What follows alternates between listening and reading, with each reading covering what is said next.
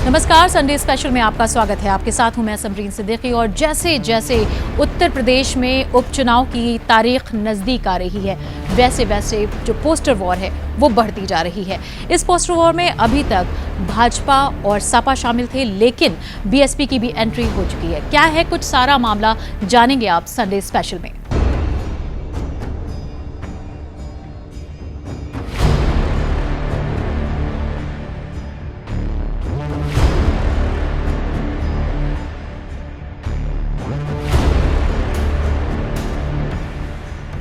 कटेंगे तो कटेंगे, एक रहेंगे तो नेक रहेंगे। ये पीडीए की ताकत से घबरा करके ये नारा निकाला गया है। और ये किस लैब में तैयार हुआ है? अलग अलग प्रकार से बांटने की राजनीति करने वाले लोग आज जोड़ने की बात कर रहे हैं। न तो बचेगा न कटेगा, और जो ऐसी बातें करेगा बाद में पिटेंगे। परिवार डेवलपमेंट कंपनी कहाँ जो है बटने वाली है, पूरे परिवार में ही पूरी सत्ता जो है केंद्रित है। बटेंगे तो कटेंगे, और सपा एंड कंपनी के लोग क्या कह रहे हैं, जुड़ेंगे तो जीतेंगे। इन नारों को प्रचारित करने व इनकी पोस्टरबाजी आदि भी खूब करने में लगे हैं।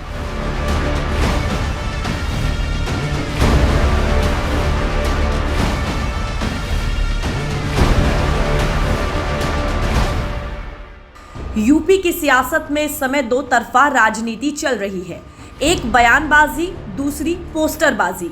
पर इन दोनों के पीछे की जो कोशिश है वो एक ही है, वोट बैंक को साधना। और इस कवायद ने यूपी उपचुनाव को 3 दलों की त्रिकोणीय श्रृंखला बना दिया है। यूपी की सियासत में इस समय के ये वो सियासी चेहरे हैं जो एक नारे को अपने वोट बैंक के तराजू पर ऐसे तौल रहे हैं जैसे यूपी में होने वाले उपचुनाव के नतीजे सीधे यूपी की सत्ता की चाबी ही दे देंगे। इस बयानबाजी की शुरुआत तो यूपी उपचुनाव को लेकर ही हुई थी, लेकिन इस बयानबाजी के पीछे मकसद उपचुनाव नहीं है, बल्कि 2027 के विधानसभा चुनाव हैं। तभी तो सीएम योगी ने बटेंगे तो कटेंगे का जो नारा अगस्त में दिया था, वो नारा अभी नवंबर में सियासत की गलियों में ट्रेंड कर रहा है। और इस नारे को ट्रेंडिंग बनाने में सबसे बड़ा रोल सपा के मुखिया अखिलेश यादव का है। और इसमें अब बसपा भी कूद पड़ी है, वो भी नए नारे के साथ।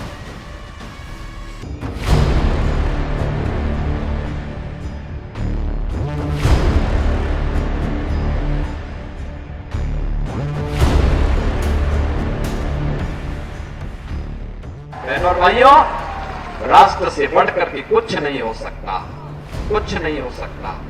और राष्ट्र तब सशक्त होगा जब हम एक रहेंगे, नेक रहेंगे, तभी नेक रहेंगे। बटेंगे तो कटेंगे। आप देख रहे हैं ना, बांग्लादेश में देख रहे हो ना, तो वो गलतियां यहां नहीं होनी चाहिए। बटेंगे तो कटेंगे, एक रहेंगे तो नेक रहेंगे। देखिए, ये पीडीए की ताकत से घबरा करके ये नारा निकाला गया है। और ये किस लैब में तैयार हुआ है और सबसे सुटेबल व्यक्ति कौन हो सकता था, उसके लिए हमारे मुख्यमंत्री जी को आगे लाया गया। इस बार पीडीए लोगों को जोड़ेगा। पीडीए की बढ़ती हुई ताकत से बीजेपी घबराई हुई है, इसीलिए इस तरह के नारे दे रही है। अब बीजेपी बटेंगे तो कटेंगे, और सपा एंड कंपनी के लोग क्या कह रहे हैं, जुड़ेंगे तो जीतेंगे।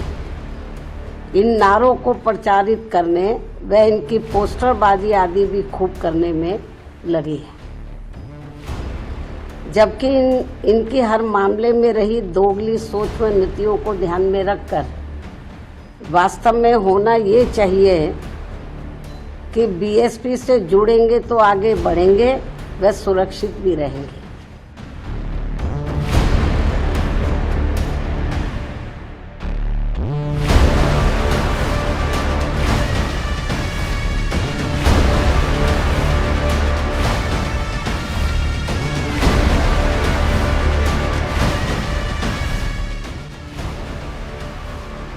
सियासत में सुर और ताल सिर्फ फायदे के हिसाब को देखते हुए ही सेट किए जाते हैं। अब सीएम योगी के इस नारे को ही देख लीजिए। सीएम योगी का ये नारा यूपी की सियासत में सियासतदारों को उनकी सियासत चमकाने का सहारा बन गया है। अभी तक बसपा ना तो इस पोस्टरबाजी का हिस्सा थी, ना ही बयानबाजी की, लेकिन जब ये मुद्दा यूपी उपचुनाव का केंद्र बनता दिख रहा है तो बसपा भी अपने वोट बैंक को सुरक्षित करने आ गई। यूपी की सियासत में ये नारा इतना हिट हो चुका है कि इसी नारे के इर्द गिर्द विपक्षी दल भी अपना पोस्टर फिट करके अपनी सियासत चमकाने लगे हैं। सीएम योगी के इस बयान की ताजा बानगी राजधानी लखनऊ में लगाया गया ये बड़ा सा पोस्टर है। समाजवादी पार्टी द्वारा लगाए गए इस पोस्टर में सपा अध्यक्ष अखिलेश यादव की फोटो है और फोटो के बगल में लिखा है, जुड़ेंगे तो जीतेंगे। मुख्यमंत्री योगी आदित्यनाथ के लगे पोस्टर बटोगे तो कटोगे का कहीं ना कहीं सियासी असर देखने को मिल रहा है। इस समय हम सपा कार्यालय के पास मौजूद हैं। आपको दिखाना चाहते हैं सबसे पहले जो पूर्व मुख्यमंत्री अखिलेश यादव का पोस्टर लगा था 27 के सत्ताधीश, उसको आप साफ साफ देख सकते हैं। उसके बाद से जो है पोस्टर वॉर में एक नया पोस्टर देखने को सामने आया जो इस समय चर्चा का विषय बना हुआ है, जुड़ोगे तो जीतेंगे। तो कहीं ना कहीं अगर विपक्ष की बात करें तो लाख तंज कस रहा है कि पोस्टर वॉर को लेकर कि बटोगे तो कटोगे के तमाम बातें कही जा रही हैं, तमाम सरगर्मियां देखने को मिल रही हैं। लेकिन कहीं ना कहीं अगर बात करें तो मुख्यमंत्री योगी आदित्यनाथ के लगे उस पोस्टर ने सियासी झुकाव लाने का काम किया है। हालांकि अब 2024 में होने वाले उपचुनाव का रिजल्ट सामने आएगा, उसके बाद ही पता चलेगा कि उत्तर प्रदेश में कमल खिलता है या साइकिल पर सवार गठबंधन कांग्रेस की जीत होती है। ये पोस्टर समाजवादी पार्टी के नेता विजय प्रताप यादव ने दिवाली के दिन लगवाया था, लेकिन सियासत यही नहीं रुकी। अखिलेश यादव ने अगले दिन यानी 1 नवंबर को ट्वीट भी कर दिया और अपने इस पोस्टर को सीएम योगी के पोस्टर से तुलना करते हुए जिनका नजरिया जैसा उनका नारा वैसा नाम की टैगलाइन भी दे दी। अखिलेश का इशारा साफ सीएम योगी पर था और कोशिश अपने आप को सकारात्मक नेता बनाने की थी। अखिलेश यही नहीं रुके। शनिवार को अखिलेश ने एक और ट्वीट किया और इस नारे को नकारात्मक नारा बता दिया। अखिलेश यादव सीधे तौर पर बार बार सीएम योगी को टारगेट कर रहे हैं। अखिलेश ने पहले बटेंगे कटेंगे को लैब में तैयार नारा बताया, फिर खुद ही इस नारे का इस्तेमाल कर पीडीए पॉलिटिक्स करते हैं। अब अखिलेश अपने आप को सकारात्मक और सीएम योगी को नकारात्मक दिखाने में जुट गए हैं। अखिलेश करीब हर दिन इसको लेकर या तो ट्वीट करते हैं या बयानबाजी। इससे पहले अखिलेश यादव एनकाउंटर को लेकर सीएम योगी पर सवाल उठा रहे थे। एनकाउंटर का मुद्दा कमजोर पड़ा तो अब अखिलेश सीएम योगी के पुराने बयान को टारगेट कर रहे हैं।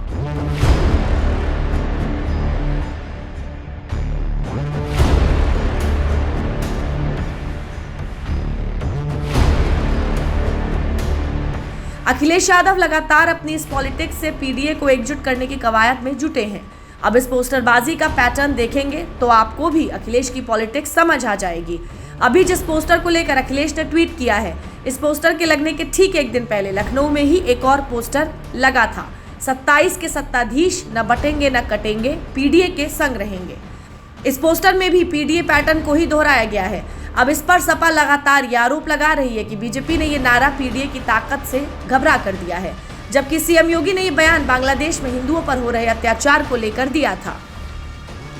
पीडीए की ताकत से घबरा करके ये नारा निकाला गया है और ये किस लैब में तैयार हुआ है और सबसे सुटेबल व्यक्ति कौन हो सकता था, उसके लिए हमारे मुख्यमंत्री जी को आगे लाया गया। जो हमेशा बांटने का प्रयास करते रहे हैं, कभी जाति के नाम पर, कभी क्षेत्र के नाम पर, कभी बोली के नाम पर, अलग अलग प्रकार से बांटने की राजनीति करने वाले लोग आज जोड़ने की बात कर रहे हैं। उत्तर प्रदेश के मुख्यमंत्री योगी आदित्यनाथ जी ने बटोगे तो कटोगे नारा क्या दिया कि सब अब जोड़ने पर उतारू हो गए। जोड़ना अच्छी बात है, सकारात्मक है, लेकिन अपने आचरण में लाइए। केवल नारे लगाने से, केवल होर्डिंग लगा देने से ये जोड़ने का नाटक नहीं हो सकता है। आपको जोड़ना है तो सबका साथ, सबका विकास, सबका विश्वास और सबका प्रयास, इस मूल मंत्र पर काम करना होगा। सबको साथ लेकर चलना होगा।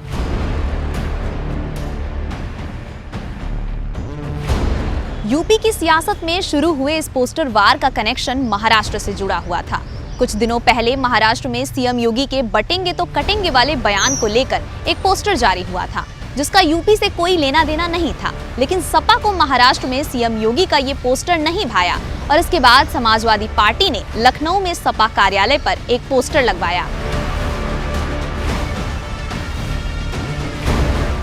इस पोस्टर पर आप देख सकते हैं कि अखिलेश यादव की फोटो पर लिखा है 27 का सत्ताधीश। इस पोस्टर वॉर की नींव यूपी में यहीं से शुरू हुई। सपा के इस पोस्टर के जवाब में निषाद पार्टी के प्रमुख संजय निषाद की फोटो पर निषाद पार्टी ने भी एक पोस्टर लगाया। इस पोस्टर पर संजय निषाद की फोटो के साथ 27 के खेवनहार लिखा था। इसके बाद सपा की तरफ से फिर पोस्टर लगाए गए और अखिलेश यादव बार बार इस मुद्दे पर ट्वीट कर इसको हवा देने लगे, जिस पर बीजेपी की तरफ से भी पलटवार किया गया। लेकिन ये सियासत रुकी नहीं, अखिलेश के साथ इसमें कांग्रेस भी कूद पड़ी और इसको और हवा मिल गई। ये पहले से ही कहा गया है, हम लोग के शास्त्रों में भी लिखा गया है कि आप एकजुट रहेंगे तो मजबूत रहेंगे, आप बिखरे रहेंगे तो कमजोर रहेंगे। तो ये हम लोगों को एक संदेश है कि परिवार में भी आप यदि मिलजुल कर रहेंगे तो मजबूत रहेंगे, समाज में भी आप मिलजुल करके रहेंगे तो मजबूत रहेंगे, बिखरे रहेंगे तो कमजोर होंगे। तो इसलिए उनको लगता है कि नहीं, एक वर्ग जो है एकजुट रहे, दूसरा वर्ग बिखरा रहे, इनकी राजनीति ऐसे चलता रहे, ये उनकी बात है। लेकिन आज समाज जब संगठित होगा तभी मजबूत होगा। कहीं कोई बांट नहीं रहा है, कहीं कोई आपस में लोगों में भेद नहीं करता। मतभेद का काम का जो पूरा काम है वो भाजपा करते हैं और विशेष रूप से योगी जी करते हैं। ये इनका काम है कि ये लोगों को कैसे भी बांटना है, लोगों को कैसे धमकाना है। ये अभी उपचुनाव हो रहा है, वहां जगह धमकी दी जा रही है, हर जो लोगों को परेशान किया जा रहा है। मैं समझता हूं कि ये भाजपा का काम है। ये पूरी तरीके से ये विपक्ष है, इंडिया गठबंधन है, कांग्रेस है, मजबूती से अपना काम कर रही है। राहुल जी के नेतृत्व में पूरा देश एकजुट है। सपा और कांग्रेस के नेता जिस कदर से सीएम योगी के बयान को पीडीए से जोड़कर जनता के बीच परोस रहे हैं, वो साफ बता रहा है कि इसको लेकर पूरी रणनीति बनाई गई है, क्योंकि अखिलेश की ही भाषा कांग्रेस भी बोल रही है और सपा के दूसरे नेता भी। अभी हाल ही में शिवपाल यादव ने सीएम योगी के बयान पर ऐसा पलटवार किया कि विवादित बयान दे दिया था। थोड़ी दूर तो बचेगा न कटेगा और जो ऐसी बातें करेगा बाद में पिटेंगे। अच्छा, तो परिवार लिमिटेड कंपनी है, परिवार डेवलपमेंट कंपनी कहाँ जो है बटने वाली है। पूरे परिवार में ही पूरी सत्ता जो है केंद्रित है। तो इसलिए सही बोल रहे हैं कि जो बोल रहे हैं तो आने दीजिए, मैदान में आने दीजिए, कौन पिटता है उस समझ बताएगा। जो कहेंगे। यूपी की 9 विधानसभा सीटों पर उपचुनाव 13 नवंबर को होना है, जिसको लेकर यूपी में पोस्टर पर ये कोल्ड वॉर जैसी स्थिति बनी हुई है। 2027 में यूपी के विधानसभा चुनाव भी होने हैं और उससे पहले 9 सीटों पर होने वाले इस उपचुनाव को लिटमस टेस्ट के तौर पर देखा जा रहा है। इस उपचुनाव को 2027 में होने वाले विधानसभा चुनाव का सेमीफाइनल भी माना जा रहा है और ये बात सभी दल अच्छे से समझ भी रहे हैं। इसीलिए सीएम योगी के एक बयान को इतना बड़ा मुद्दा बनाया गया है। समाजवादी पार्टी के इस रवैये पर बीजेपी और एनडीए गठबंधन में उसके सहयोगी नेता सपा पर हमलावर हैं।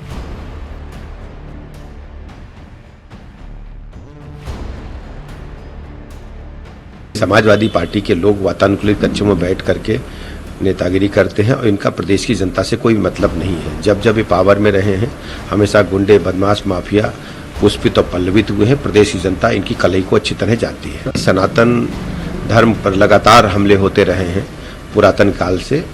उत्तर प्रदेश और देश के लोग अच्छी तरह इस बात को समझते हैं और सब लोग एकजुट होकर के भारत माता को आकाश की बुलंदियों को और तिरंगों को पहुंचाने के लिए काम करेंगे। देखिए, वो तो 2019 भी जीत रहे थे, 22 भी जीत रहे थे, 24 भी जीत रहे थे।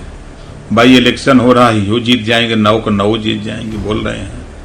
हम उनके साथ थे तो 400 जीत रहे थे, वो तो हम खड़े हो गए थे कि नैया पार हो गई, 125 तक चले गए। ये आप विपक्ष में बैठ करके चिल्लाएं, पोस्टर लगावें, पूरा लखनऊ में लगावें, चाहे सैफई में लगावें, चाहे इटावा कन्नौज, चाहे जहां, इसके अलावा कुछ करना नहीं है। अब जब आपने सबको धोखा दिया तो विश्वास कैसे आपका कोई करेगा।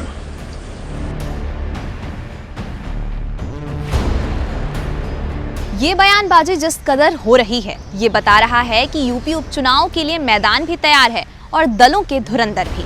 दलों के बीच इस जंग में आगे निकलने की होड़ बेजोड़ तरीके से लगाई जा रही है। यूपी उपचुनाव का सियासी बिसात पर 2027 के टारगेट को साधने के लिए मोहरे हर तरफ से दागे जा रहे हैं।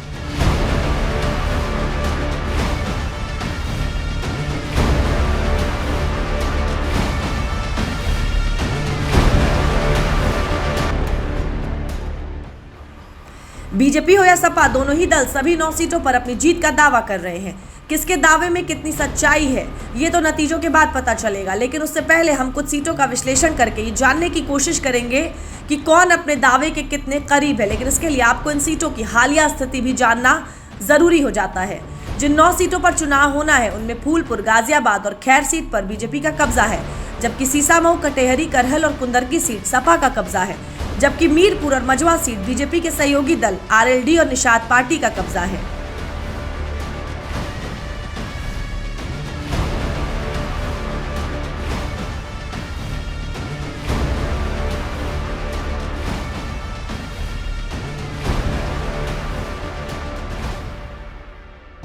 अभी इन सभी सीटों की जो हालिया स्थिति है वो किसी भी दल के दावों पर 100% मुहर तो नहीं लगाते। हालांकि चुनावों में जनता का रुझान किस दल की तरफ रहेगा ये वर्तमान हालातों पर निर्भर करता है। इसका उदाहरण लोकसभा के चुनावों में यूपी में देखने को भी मिल चुका है, जब विपक्ष ने कई मुद्दों को जनता के सामने ऐसे पेश किया कि जनता विपक्ष पर मेहरबान हो गई थी। और अखिलेश यादव इस बार भी यही उम्मीद एक बार फिर लगाए बैठे हैं। तभी तो अखिलेश पीडीए के जरिए यूपी उपचुनाव की नैया पार लगाने में जुटे हुए हैं। लेकिन लोकसभा चुनाव से बीजेपी सबक ले चुकी है और जनता के बीच पार्टी अपने काम के दम पर चुनावी मैदान में हुंकार भर रही है। देखिए, पीडीए इतना बड़ा परिवार है, इसमें सब है। अगर आप दुखी हो तो भी आप पीडीए के परिवार के, जो दुखी है वो सब पीडीए परिवार है। आज दुखी ज्यादा है, खुश मात्र कुछ लोग हैं, इसलिए जो दुखी है वो पीडीए के साथ है, जिसके साथ अन्याय हो रहा है वो पीडीए के साथ है, जो भेदभाव का हटाना चाहता है, सामना करना चाहता है, वो पीडीए परिवार है।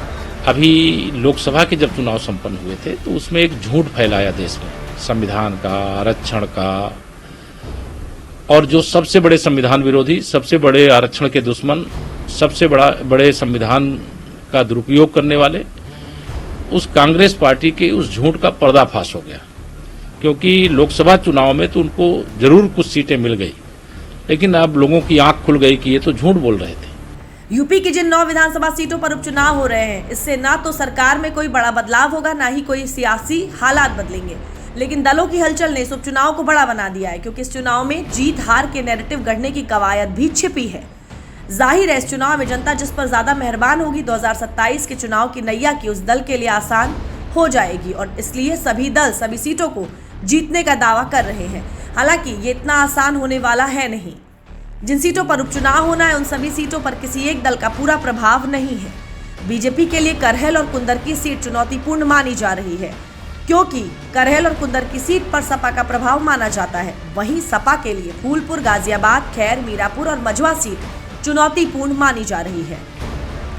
हालांकि कांग्रेस इस बार खुद चुनाव न लड़के सपा को समर्थन दे रही है। सपा इसको अपने लिए एडवांटेज के तौर पर लेकर चल रही है, लेकिन ये इतना आसान भी नहीं है, क्योंकि कांग्रेस के कार्यकर्ताओं के बगावती तेवर भी दिख चुके हैं। दूसरी तरफ जिन सीटों पर सपा का दबदबा दशकों से बना हुआ है, उन सीटों को भेदने के लिए बीजेपी ने भी अपने सियासी समीकरण सेट कर दिए हैं। करहल सीट 1993 से सपा का गढ़ रही है। हालांकि बीजेपी ने इस बार करहल से अनुजेश प्रताप सिंह यादव को टिकट दिया है।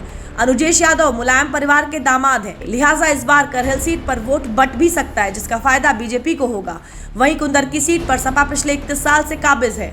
सपा ने कुंदरकी से हाजी मोहम्मद रिजवान को अपना प्रत्याशी बनाया है और बीजेपी ने कुंदरकी से रामवीर ठाकुर को अपना प्रत्याशी बनाया है। रामवीर ठाकुर के नामांकन में ठाकुर और मुस्लिम समाज के लोगों की भारी तादाद दिखी थी, जिसको राजनीतिक पंडित बदलाव का संकेत मान रहे हैं और बीजेपी भी यही मान रही है। यूपी के 9 सीटों में से हमें तो पूरा 9 का भरोसा है, शायद एक आध सीटों पर लड़ाई हो, अन्यथा हम 9 की 9 सीटें जीतने वाले हैं। और कांग्रेस और सपा का गठबंधन तो खत्म हो गया है। मतलब वह पहले भी समझ में आ रहा था, आज भी समझ में आ रहा है। स्वार्थ के आधार पर कोई गठबंधन टिकाऊ नहीं हो सकता। भाजपा का गठबंधन मजबूत था, मजबूत है, मजबूत है। बीजेपी के लिए ये उपचुनाव जीतना इसलिए भी जरूरी हो गया है क्योंकि लोकसभा चुनाव में बीजेपी को यूपी से ही कई सीटों का नुकसान हुआ था। इसीलिए बीजेपी किसी भी सूरत में इस उपचुनाव को हल्के में नहीं ले रही है। खुद सीएम योगी ने बीजेपी को जीत दिलाने का दारोमदार अपने कंधों पर लिया है और सरकार के साथ ही पूरा संगठन और सहयोगी दल भी अखिलेश के पीडीए फॉर्मूले को काउंटर करने में लगा है, क्योंकि अखिलेश हर मंच से सिर्फ पीडीए का फॉर्मूला दोहरा रहे हैं। कुंदरकी सीट बीजेपी अध्यक्ष भूपेंद्र चौधरी के गृह जनपद में आती है। ऐसे में कुंदरकी सीट के साथ जाट बहुल खैर और मीरापुर में आरएलडी को जिताने की जिम्मेदारी भूपेंद्र चौधरी पर है। Phulpur seat deputy CM Keshav Prasad Maurya के गृह जनपद में आती है। बीजेपी ने पिछले 2 चुनाव से इस सीट पर कब्जा बरकरार रखा है। इस बार पार्टी हैट्रिक लगा सकती है। डिप्टी सीएम ब्रजेश पाठक पर सीसामऊ और करहल विधानसभा सीट की जिम्मेदारी है। साथ ही ब्रजेश पाठक को यूपी में बीजेपी का ब्राह्मण चेहरा माना जाता है। उपचुनाव में कई सीटों पर ब्राह्मण वोटर काफी निर्णायक स्थिति में है। बीजेपी ने इसी समीकरण को देखते हुए गाजियाबाद और सीसामऊ सीट पर ब्राह्मण प्रत्याशी उतारे हैं। बीजेपी के सहयोगी दलों पर भी अपने वोट बैंक को ट्रांसफर करने की कड़ी चुनौती है। यूपी में विधानसभा के उपचुनाव में लड़ाई सत्ता की नहीं बल्कि प्रतिष्ठा की है, और बात प्रतिष्ठा की है तो इसमें करहल सीट का नाम भी है, क्योंकि इस सीट पर दशकों से समाजवादी पार्टी की बादशाहत है। लेकिन अब उस बादशाहत को तगड़ी चुनौती मिली है। चुनौती देने वाला भी कोई और नहीं, यादव परिवार का ही अपना है। करहल सीट के सियासी अखाड़े में लड़ाई फूफा और भतीजे के बीच है। बीजेपी ने अनुजेश प्रताप सिंह यादव को टिकट दिया। अनुजेश यादव मुलायम परिवार के दामाद हैं। करहल से सपा ने तेज प्रताप सिंह यादव को प्रत्याशी बनाया है। तेज प्रताप सिंह यादव अखिलेश के चचेरे भाई के बेटे हैं। बीएसपी ने अवनीश कुमार को टिकट दिया है। अखिलेश यादव के इस्तीफे के बाद खाली हुई करहल सीट पर सपा ने तेज प्रताप सिंह यादव को प्रत्याशी बनाया, तो बीजेपी ने जवाब में मुलायम सिंह यादव के दामाद और सांसद धर्मेंद्र यादव के सगे बहनोई अनुजेश यादव को टिकट देकर करहल की लड़ाई दिलचस्प बना दी है। बीजेपी का ये दांव बड़ा मास्टर स्ट्रोक माना जा रहा है। बीजेपी ने दूसरी बार यादव चेहरे पर दांव लगाया है। इससे पहले साल 2002 में सोबरन सिंह यादव ने बीजेपी के टिकट पर करहल से जीत हासिल की थी। सोबरन सिंह यादव ने बाद में सपा का दामन थाम लिया। करहल सीट पर सपा की बादशाहत का अंदाजा इसी बात से लगाया जा सकता है कि करहल विधानसभा सीट पर साल 1993 से 2022 तक हुए 7 विधानसभा चुनावों में से 6 बार सपा जीती है, जबकि बीजेपी को केवल 1 बार साल 2002 में जीत मिली है। ये वही करहल सीट है जहां से साल 2022 में सपा के मुखिया अखिलेश यादव ने पहली बार विधानसभा का चुनाव लड़ा था। वहीं दूसरी तरफ जो कांग्रेस इस समय सपा की हां में हां मिला रही है, फूलपुर से उसी कांग्रेस के जिला अध्यक्ष सुरेश यादव ने फूलपुर में सपा के लिए चुनौती खड़ी कर दी है। फूलपुर से ही कांग्रेस के जिला अध्यक्ष सुरेश यादव ने नामांकन दाखिल कर दिया। हालांकि कांग्रेस ने सुरेश यादव से किनारा काट लिया है। अब किस सीट पर किसके बीच लड़ाई है, एक नजर इस पर भी डाल लेते हैं। यूपी की 9 सीटों में 9 पर यह तय हो गया कि कौन किसके सामने है। फूलपुर में बीजेपी के दीपक पटेल, सपा के मुस्तफा सिद्दीकी, बसपा के जितेंद्र सिंह के बीच मुकाबला है। कटेहरी में बीजेपी के धर्मराज निषाद, सपा के शोभावती वर्मा और बसपा के अमित वर्मा के बीच लड़ाई है। मझुआ में बीजेपी के सुचिस्मिता मौर्य की सपा के डॉक्टर ज्योति बिंदु और बसपा के दीपू तिवारी से टक्कर है। कुंदरकी में बीजेपी के रामवीर ठाकुर, सपा के हाजी रिजवान और बसपा के रफातुल्लाह खान के बीच लड़ाई है। करहल की बात करें तो वहां लड़ाई और दिलचस्प है। करहल में बीजेपी के अनुजेश यादव और सपा के तेज प्रताप यादव में सीधी टक्कर है। करहल से बसपा ने अवनीश कुमार शाक्य को प्रत्याशी बनाया है। गाजियाबाद में मुकाबला बीजेपी के संजीव शर्मा, सपा के राज जाटव और बसपा के पीएन गर्ग के बीच है। खैर की लड़ाई बीजेपी के सुरेंद्र दिलेर, सपा के डॉक्टर चारू कैन और बसपा के डॉक्टर पहल सिंह के बीच है। सीसामऊ में बीजेपी के सुरेश अवस्थी, सपा के नसीम सोलंकी और बसपा के वीरेंद्र शुक्ला के बीच मुकाबला है। मीरापुर की सीट बीजेपी ने आरएलडी के खाते में दी थी। मीरापुर से आरएलडी के मिथिलेश पाल, सपा के सुंबुल राणा और बसपा के शाहनजर के बीच लड़ाई है। फिलहाल उपचुनाव को लेकर बीजेपी और सपा में लड़ाई जोरदार दिख रही है और इसमें बसपा की एंट्री से चुनाव और दिलचस्प हो गया है। अब जनता का आशीर्वाद किस दल पर बरसेगा ये तो चुनाव के नतीजे ही बताएंगे। 13 नवंबर को यूपी उपचुनाव के लिए वोटिंग होनी है और 20 नवंबर को इसके नतीजे आएंगे।